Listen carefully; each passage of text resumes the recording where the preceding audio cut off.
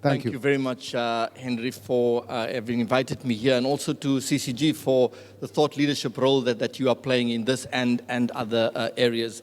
But let me start out by saying that there is something very special and unique about Hangzhou, and Michelle has already made reference to that. I think it has all of those elements, both the soft, the medium, and the middle, and the hard elements, and it's a good way to describe it. It's got the deep history, the rich cultural traditions.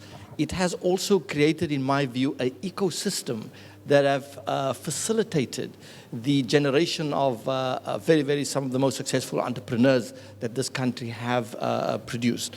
I think a central element of that success is what I would call far-sighted leadership in local government. And I'm not just saying this because the Vice Minister is here, the Vice Mayor, but we have met with his team, and one of the first questions that his team would ask the bank is, what possible public investments could the bank make to further advance and enhance the competitiveness of Hangzhou as a world-class city?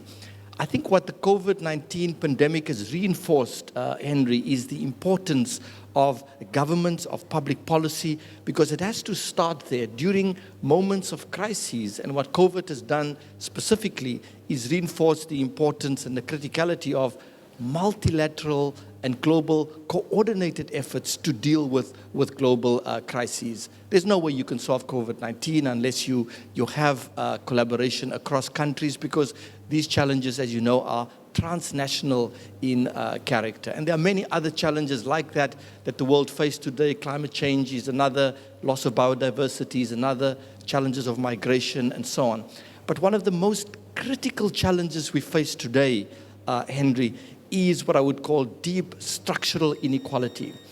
This notion of common prosperity, which is currently associated with China, I believe is going to become a common lexicon globally. Why do I say that?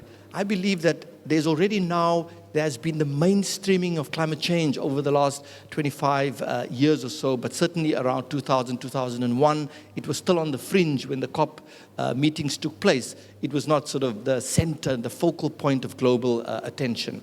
Today, every single discipline, every single public, private corporation and so on, they're focused on climate change. You don't have that yet in dealing with what I believe is probably the biggest below the surface, the biggest crisis we face is structural inequality, because this is going to be the seed that will breed the next potential major systemic risk to the world economy. So the idea of common prosperity is not just important for China, but it is important for the globe. The second point I'd like to make is that global cities like Hangzhou do not just come out of thin air. So whether it's Silicon Valley, whether it is Tokyo, whether it is Singapore, whether it is Shenzhen, each of these cities have a vision, a medium and long-term plan. And it cannot change with successive elections of new governments every 5 years who come with their own sort of individual elements that they add to the strategy. You need a long-term vision of where the city wants to be. And talent, as you know, is at the heart of that. Attracting talent, creating the environment for entrepreneurs to succeed. So the language that local government officials need to be speaking is around innovation, entrepreneurship, and facilitating the flow of ideas. The final 2 points that I'd like to make is that talent is indeed the hard and soft, critical comparative advantage that not just cities, that every corporation today see as how they're going to outcompete their competitors. There is so much focus. That is the durable comparative advantage that any firm can have. And the reason why that is the case, I'll just make it concrete. The New Development Bank was started, Henry, 6 years ago.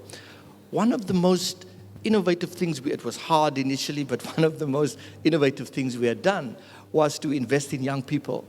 The first 35 employees of the bank, other than the president and vice presidents, were just on the cusp of 30 years old, with 3-4 years of experience outside of a business school, and we were the youngest bank by a long shot throughout the world of the multilateral banks.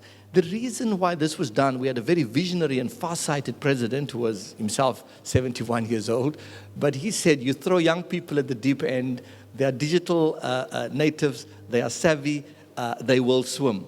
So we were able to build up from zero in 2015 a portfolio today of $31 billion of sustainable infrastructure projects. And maybe with reflection, we could have done a few things faster even if we had more experienced people, but it was these young people who were thrown at the deep end who made us succeed. And one of the key things that these young professionals program brought to us was what I would call just agility, nimbleness, because they want speed. They're not used to taking 6 months for a project to be approved. So they instilled that sense of injecting speed, agility, and nimbleness into the DNA of the organization. Finally, I think this is my final point I'd like to make, is that what we have learned, and someone made the comment a few days ago at COP26, the world moves in cycles of, if you look at the discipline of economics, where the free market is kind of reign supreme, and then you go through periods where that is no longer the case, and the centrality of the public sector gets reinforced. But I think we have now reached a moment where we know that the free markets cannot succeed and produce optimal outcomes unless there is a strong public-private partnership. So Hangzhou will not be a leading world-class city unless it deepens its private sector partnerships. And also, what I would advocate for more, Henry, is a cross-fertilization of skills where people from corporations or academia or think tanks go into government, and then from government go back into the private sector and cross-fertilize like that. Because you lose some perspectives when you are only in one domain. In my early part of my career, I worked in government, and that was a rich experience, being in the Ministry of Finance and understanding the importance of public policy. Then working in global financial institutions, understanding the importance of innovation and so on. Now that I'm in development finance, it brings those two worlds together. So I think that the final message I want to leave is that we have to encourage the movement of talent across sectors, because the lasting, most durable solutions lie in the sort of intersections of various disciplines. It was not a person from the hotel industry who founded Airbnb. If you look at whether it's Ant Financial Services, Alibaba, Tencent, all of these companies, if you trace back, it was typically people from other disciplines or on the edges of that discipline who were the actual pioneers.